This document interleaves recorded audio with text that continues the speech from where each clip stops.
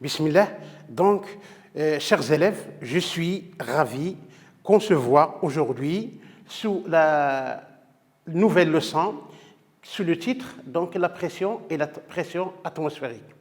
Alors, ce sont des termes, de nouveaux termes. Peut-être que vous les avez déjà entendus avant, mais on va essayer d'approfondir les connaissances sur les termes de la pression et la pression atmosphérique.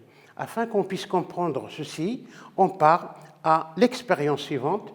Ici, donc je vais mettre grand A, c'est ce qu'on appelle la notion de pression. Qu'est-ce que ça veut dire la pression? Alors, pour cette raison-là, on va faire une certaine manipulation. Ici, vous avez cette manipulation ici. Pour mettre en évidence ou bien comprendre ce qu'on appelle la pression, vous avez ici une seringue qui contient à l'intérieur ici de l'air, un volume bien déterminé de l'air. Alors ici, dans la deuxième figure, on a poussé le piston. Alors, quelle est la remarque ici dans ces deux figures? Alors, ici vous avez un volume là, si vous comparez le volume ici dans la seconde, le premier cas et le deuxième cas, lorsqu'on pousse le piston, bien sûr, vous voyez ici que le volume a diminué. Alors, il y a une chose ici à dire, qu'il est difficile de pousser plus que d'habitude le piston. Puisque l'orifice est fermé, bien sûr, il est difficile de pousser le piston. Qu'est-ce qu'on remarque ici? Comme j'avais dit, que le volume a diminué et, bien sûr, il est difficile de pousser encore le piston. Voilà la deuxième figure qu'on va voir maintenant. La première, on a poussé le piston. Alors la deuxième, voilà le niveau d'air au premier cas. Alors ici, on a tiré le piston. Qu'est-ce qu'on remarque? On remarque que le volume de l'air a augmenté par rapport à l'état initial. Alors, ici, lorsqu'on tire le piston, le volume de gaz augmente. Alors, lorsqu'on pousse le piston, le volume a diminué. Qu'est-ce qu'on va dire là, ici, d'après ces images-là, ou cette expérience qu'on va dire? Alors, c'est bien expliqué là et c'est schématisé. Alors ici, lorsqu'on pousse le piston, vous avez le volume d'air, c'est 40. Alors ici, et lorsqu'on tire, vous avez le volume qui augmente. Cela veut dire quoi? Cela veut dire, vous savez que l'observation, elle est là, le volume avant de pousser ou de retirer le piston vaut 60 millilitres d'air. Mais après, lorsqu'on pousse le piston, le volume est devenu 40, c'est-à-dire il est inférieur à son état initial. Mais lorsqu'on tire le piston, le volume a augmenté, donc il est devenu 80 millilitres. Qu'est-ce qu'on peut dire là? Dans la figure 1, c'est ce qu'on va récapituler dans la figure 1. Donc on observe une diminution de volume. Lorsque le volume a diminué, on dit que l'air est comprimé. C'est-à-dire la pression, bien si l'air est comprimé, c'est-à-dire que la pression a augmenté. Alors, ici, dans la figure 2, on tire le piston, c'est-à-dire le volume augmente, on dit que l'air est expansé, c'est-à-dire que sa pression a diminué. Bien sûr, voilà la remarque ou l'observation d'après ces expériences et les expériences faites. Alors maintenant, ici, d'après ceci, qu'est-ce qu'on va dire de l'air ou des gaz en général? Voilà la conclusion. Bien sûr, tous les gaz, comme l'air, poussent tous les corps avec lesquels ils sont en contact. C'est-à-dire, pour expliquer ceci, lorsqu'on pousse le piston, il est difficile de le pousser de plus. On dit qu'ils exercent une pression. Pourquoi le piston est difficile à pousser? Parce qu'il y a une pression qui augmente. Lorsqu'on comprime un gaz, son volume, c'est une autre idée là, qui est en relation avec la première. Lorsqu'on comprime un gaz, c'est-à-dire son volume, diminue. Et qu'est-ce qui se passe pour la pression? Sa pression augmente. Inversement, lorsqu'on détend un gaz, bien sûr, son volume augmente et sa pression diminue. Et bien sûr, c'est l'inverse de la première phrase qu'on avait dit. La danse ici, qu'est-ce qu'on va conclure après ceci? Alors qu'on peut comprimer le gaz et on peut le détendre. Lorsqu'on comprime le gaz, le volume diminue, alors, et sa pression, dans ce cas-là, augmente. C'est pourquoi on explique la difficulté de pousser le piston. Alors que lorsque le gaz est détend, c'est-à-dire la pression diminue et son volume augmente. Je vais rajouter quelque chose là ici, la définition. J'ai dit, je vais rajouter ceci pour bien comprendre, selon le titre que j'avais dit avant, la définition de la pression. Qu'est-ce que ça veut dire la pression? La pression est une grandeur physique, bien sûr. La pression c'est quoi? C'est la force exercée par un gaz sur tous les corps qui lui sont en contact. Alors, lorsqu'il y a un gaz, bien sûr, il exerce une force sur le corps qui lui est en contact. Alors ici, bien sûr, on va symboliser, bien sûr, la pression par la lettre P. Ça vient de la pression, donc on va lui donner un symbole qui est P. Alors, on se demande quelle est l'unité, parce que les grandeurs physiques, en général, ont une unité. Alors, quelle est l'unité internationale ou légale de la pression? C'est ce qu'on appelle ici le pascal. Il est symbolisé par la lettre PA. Bien sûr, l'unité, le pascal, c'est l'unité internationale. Alors, il y a bien sûr d'autres unités autres que le pascal. C'est les unités, les multiples de pascal et les submultiples de pascal. Vous avez le hectopascal, de telle façon à dire qu'un hectopascal est égal à 100 pascal. Bien sûr, il faut l'apprendre par cœur ici. Vous pouvez vous référer à des unités que vous avez déjà vues. Donc, un hectopascal est égal à 100 pascal. Il y a une autre unité utilisable dans la vie quotidienne, c'est ce qu'on appelle une autre unité, c'est le bar. Alors, un bar, à quoi est égal en pascal? Vous avez ici, un bar est égal à 100 000 pascal, est égal à 1000 hectopascal. Voilà en général les unités utilisées pour le pascal et ses submultiples et les multiples. Il y a, j'ai dit, une autre unité utilisable, c'est le bar. Il y a une relation entre le pascal et le bar. Cette relation-là, c'est-à-dire qu'un bar est égal soit à 100 000 pascal ou est égal à 1000 hectopascal. Je vais résumer ces unités dans un tableau où vous allez bien saisir ou de chercher la conversion d'une unité à l'autre.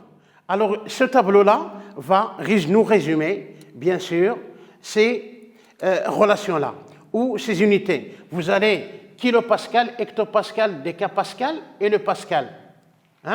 Décipascal, centipascal et millipascal, bien sûr.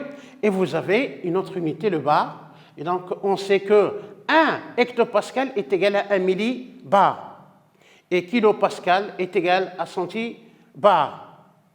Voilà. Donc, ici, si j'ai un bar, à quoi est égal en pascal? Bien sûr, vous allez 1 ici, vous ajoutez les zéros jusqu'à atteindre le pascal. Vous avez combien de zéros? 1, 2, 3, 4, donc est égal à 100 000 pascal. Alors, vous avez une application ici pour la faire chez vous, pour convertir 1 millibar à quoi est égal en hectopascal. Si vous êtes basé sur le tableau suivant, vous avez 1 millibar est égal à 1 hectopascal. Ici, vous mettez le 1. Vous n'avez rien à faire. Donc ici, en regardant bien sûr le tableau suivant, vous n'allez qu'à convertir. Vous avez, si j'ai mis 1 ici, de 1, parce que 1 hectopascal est égal à 1 millibar. D'autre part, vous avez 1 kilopascal à quoi est égal en bar. Kilopascal, si vous avez 1 ici, vous n'avez qu'à mettre 0 ici, donc il est égal à 0,1 à 0,01, bien sûr, kilopascal. D'une part, et d'autre part, vous avez 1013 hectopascal à quoi est égal en millibar. Vous avez 1 millibar ici. Si j'ai envie de convertir en hectopascal, donc ici, c'est la même valeur. Ainsi que 2, moi, je vous laisse faire ceci, c'est facile et c'est trivial, c'est connu. Une fois vous avez utilisé ce tableau-là. Donc, vous aurez la facilité de convertir d'une unité à l'autre facilement. Alors, je passe, pour ne pas perdre du temps, je passe à l'autre paragraphe. Alors ici, on va essayer de chercher avec quel instrument on va mesurer cette pression. Alors ici, donc, avant, j'insiste ici, on va mesurer la pression d'un gaz enfermé. Alors, ici, il existe dans une enceinte. Ou bien, ici, vous avez l'habitude de voir ici des appareils comme celle-là que vous voyez devant vous. Alors, c'est un appareil, puisqu'il contient ici une unité de millibar, c'est un appareil qui nous permet de mesurer la pression d'un gaz enfermé. Vous avez ici un exemple trivial et connu. Vous avez ce garagiste-là, il a envie de mesurer la pression à l'intérieur de la roue d'une voiture. Qu'est-ce qu'il utilise? Il utilise cet appareil. Vous avez ici un autre. Il y a déjà beaucoup d'appareils, bien sûr, de différents appareils pour mesurer la pression d'un gaz enfermé. Vous avez ici un appareil ici à aiguille et vous avez un appareil électronique qui a plus de précision pour mesurer la pression d'un gaz enfermé. Comment appelle-t-on cet appareil ou cet instrument? C'est ce qu'on appelle un manomètre. Alors, pour mesurer la pression d'un gaz enfermé, j'insiste bien, c'est enfermé. On doit utiliser ce qu'on appelle un manomètre. Cet instrument de manomètre nous permet de mesurer la pression d'un gaz enfermé, c'est-à-dire dans une enceinte. Alors, donc, je vais ici vous écrire ce forme. Bien sûr, vous avez cette phrase-là qui dit « L'instrument de mesure de pression d'un gaz enfermé dans une enceinte est le manomètre », comme j'ai dit. Alors maintenant, je passe au grand 3, bien sûr, pour voir autre chose. D'après avoir vu la pression d'un gaz enfermé, maintenant, on va voir ce qu'on appelle la pression atmosphérique. Pour mettre en évidence de la pression atmosphérique, alors, on n'a qu'à se référer sur cette petite expérience-là que vous avez l'habitude d'utiliser, ou déjà vous l'avez faite avant.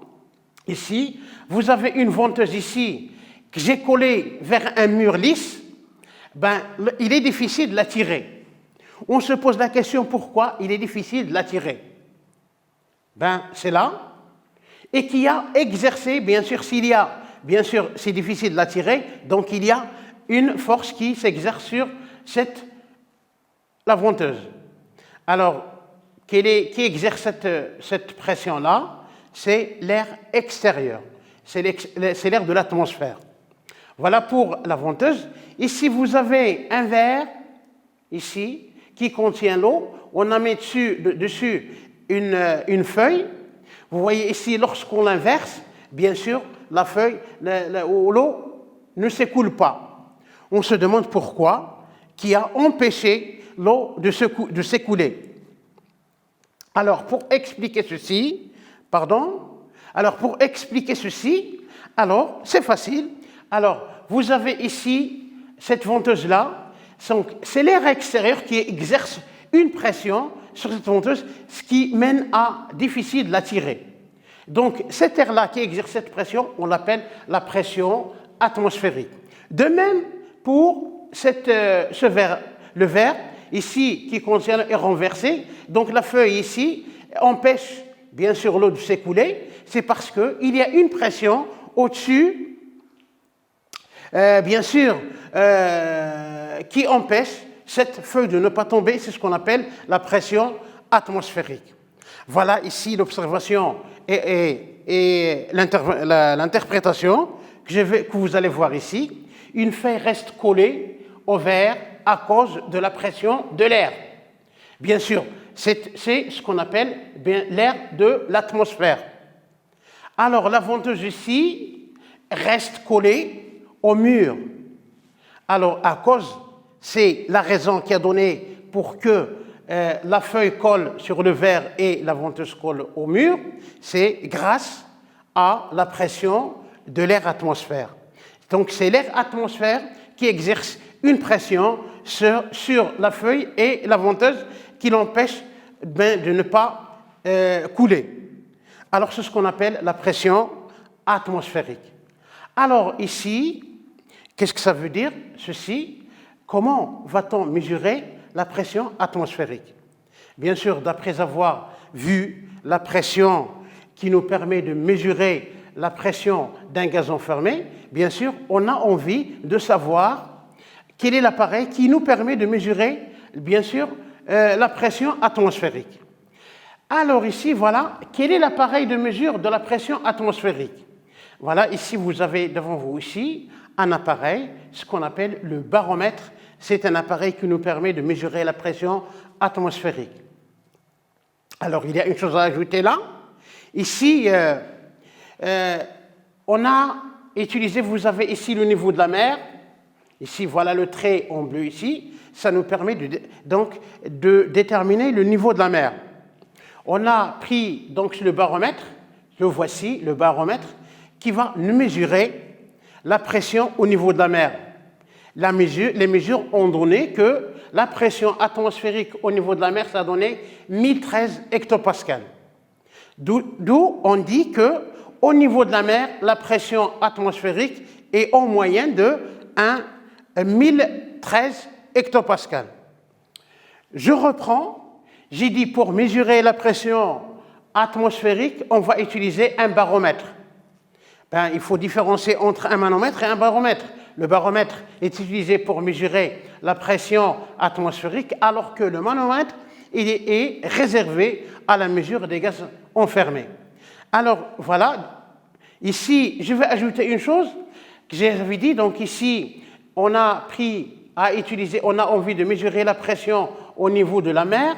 Ici, vous avez au niveau de la mer. On a utilisé un baromètre pour déterminer la pression atmosphérique. La valeur a donné 1013 hectopascales. C'est pour cette raison qu'on dit que la moyenne d'une pression atmosphérique au niveau de la mer est égale à 1013 hectopascales. Voilà ici la conclusion. Bien sûr, la pression exercée par l'air, ça s'appelle la pression atmosphère. J'ai dit l'air de l'atmosphère. C'est ce qu'on appelle la pression atmosphérique. Alors, pour mesurer cette pression atmosphérique, on va utiliser un instrument qu'on appelle le baromètre. Voilà aussi, et j'ai dit que la valeur moyenne au niveau de la mer, est égale à la pression atmosphérique vaut 1013 hectopascales. Alors ici, il y a une chose à ajouter. Lorsque la pression atmosphérique diminue avec l'altitude. Lorsqu'on monte de la surface de la Terre vers le haut, bien sûr, la pression atmosphérique diminue. Et je passe ici à une autre unité, bien sûr qu'on utilise, c'est ce qu'on appelle l'unité, le mercure, le millimètre de mercure. Comment on a pu déterminer que la relation entre le millimètre de mercure et la pression? C'est M. Torsli qui a pu chercher cette relation entre ces unités. J'ai dit on avait vu la pression, c'est l'unité légale de la pression. Il y a aussi le bar. Maintenant, on va voir ce qu'on appelle le millimètre de mercure. Alors, comment il a pu déterminer la relation entre la pression et le millimètre de mercure? C'est-à-dire, il a pris un tube de longueur 1 mètre, et un bassin qui contient le mercure. Il a rempli ce tube-là totalement avec le mercure. Il a renversé sur le bassin. À un certain moment, donc, le mercure a descendu jusqu'à atteindre une hauteur de 66 cm, c'est-à-dire, il a dit que la pression, 76 cm de mercure vaut la pression atmosphérique. Voilà comment il a pu chercher la relation qu'il y a entre centimètres de mercure et la pression que vous allez voir maintenant là ici. C'est clair. Ici, voilà un tube tout plein de longueur mètre. Il l'a renversé ici. À un certain moment, il y a la descente de mercure. À un certain niveau, il va s'arrêter. Alors, c'est pour cette raison, la hauteur de la mercure est égale à 76 cm3, d'où on va en déduire que 1013 hectopascal est égal à 76 cm de mercure. Voilà une nouvelle unité de la pression. Donc, je reprends. On avait vu qu'il y a l'unité de Pascal, le bar et le centimètre de mercure. Et on va voir une autre ici, c'est ce qu'on appelle atmosphère. Alors, ici, je résume là, on peut exprimer la pression atmosphérique en atmosphère, bien sûr ATM, ou en centimètres de mercure, bien sûr, en se basant sur ceci. Donc, une atmosphère est égale à 1013 hectopascal, est égale à 76 centimètres de mercure. Avec ça, ma séance s'achève. Je souhaite que je suis clair avec vous et bon courage.